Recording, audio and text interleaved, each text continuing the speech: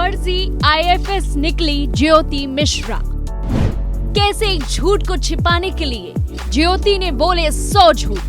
ज्योति मिश्रा ने कैसे रची मैड्रिड में तैनाती की फर्जी कहानी।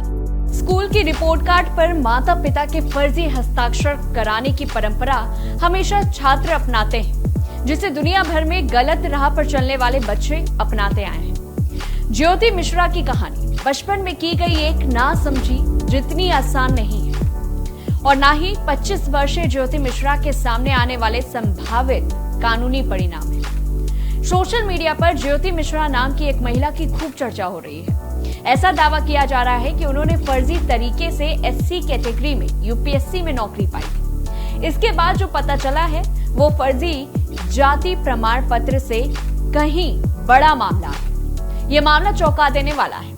साल 2022 में यूपीएससी का रिजल्ट आया। उत्तर प्रदेश पुलिस ने एक एक्स पोस्ट किया।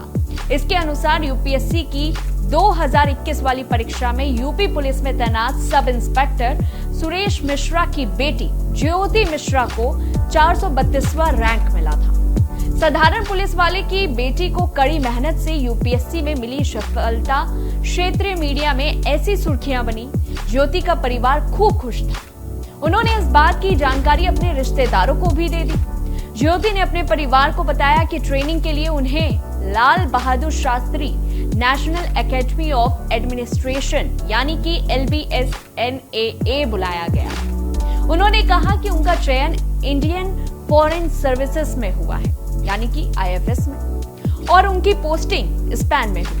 कुछ रोज पहले तक ज्योति अपने परिवार के लिए LBSNAA की ट्रेनिंग के बाद स्पेन में पोस्टेड थी, लेकिन अब जब मामला सोशल मीडिया पर गहराया तो पता चला कि सच्चाई तो कुछ और ही है। दरअसल ज्योति मिश्रा कभी स्पेन नहीं गई। वो कोई IFS ऑफिसर नहीं है। वो कभी LBSNAA भी नहीं गई। यहाँ तक कि उन्हें यूपीएससी में कभी सफलता ही नहीं मिली। क्या हुआ? शॉक्ड हो गए ना आप भी? हम भी शॉक्ड हो गए। ये बात खुद ज्योति ने मीडिया से बातचीत करते हुए बताई है। तो फिर इतनी गलतफहमी आखिरकार कैसे फैल गई? दरअसल ज्योति अपने ही बुने झूठ के जाल में फंस गई। उन्होंने एक झूठ बोला, फिर उसे छिपाने के लिए दूसरा झूठ बोला, फिर दूसरे झूठ को छिपाने के लिए तीसरा, और ये क्रम चलता गया। वो कहते हैं ना कि आपको एक झूठ छिपाने के लिए 100 झूठ बोलने पड़ते हैं। ऐसा ही कुछ ज्योति के साथ हुआ। रिपोर्ट के अनुसार ज्योति मिश्रा ने बताया है कि उन्होंने अपने पिता से IAS की कोचिंग के लिए पैसे मांगे थे। पिता बड़ी मुश्किल से माने। उन्होंने ज्योति की शादी के लिए जो पैसे बचाए थे वो कोचिंग के लिए दे दिए। ज्योति ने 2020 में यूपीएससी की परीक्षा दी, सफलता नहीं मिली। फिर 2021 में भी परीक्षा में शामिल हुई, फिर से सफलता नहीं मिली। 2021 वाली परीक्षा का रिजल्ट 2022 में आया, और आरती यानी कि ज्योति की बहन आरती ने बस ज्योति नाम देखा और सोच लिया कि ये उनकी बहन का ही नाम है। उन्होंने ज्योति को फोन किया और पूछा कि ये उन्हीं का नाम है। ज्योति को असफलता की बात बतानी ठीक नहीं लगी, इसीलिए उन्होंने आरती के सवाल पर हाँ कह दिया। बस यहीं से मामला फंस गया और एक झूठ के बाद 100 झूठ बोलने पड़ गए।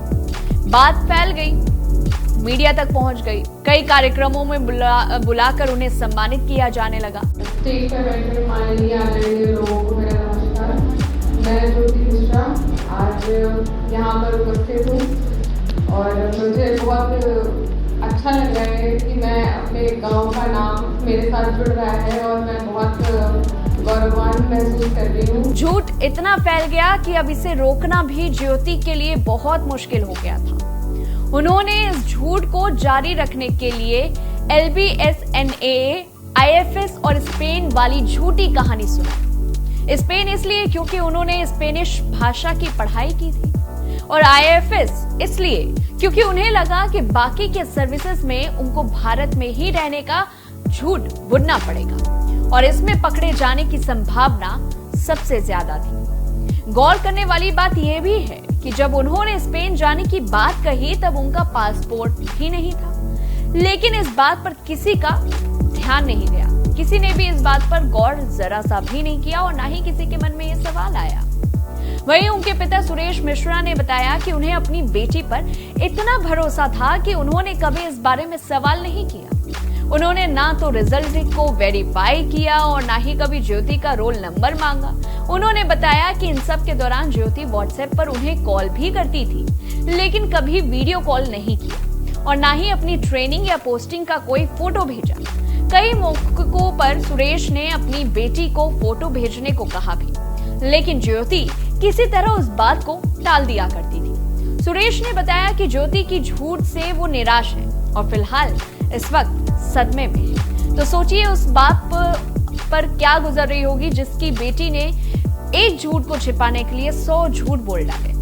सारी उम्मीदों और सारी खुशियों पे एक पिता, जब कोई बेटी कुछ बन जाती है तो पिता के आंखों में जो एक आंसू होते हैं, पिता के चेहरे पर जो एक खुशी होती है, परिवार में जिस तरह की खुशी होती है, और जब अगर कोई बड़े पद पे पहुंच जाए तो जिस तरह से उस पिता का सम्मान किया जाता है, तो उसके लिए ये सदमे से बाहर आने वाली बात है कि आखिरकार वो कैसे सदमे से बाहर आएगा। क्योंकि जिस खुशी के साथ, जिस सम्मान के साथ, जिस सीना चौड़ा करके वो चला करते थे, जब वो झूठ उनके लिए एक टूटा सपना जैसा हो गया। इस पूरी रिपोर्ट को लेकर के आपकी क्या कुछ राय है, हमें कमेंट बॉक्स में बताएं। तब तक के लिए देखते रहिए न्यूज़ 1 इंडिया।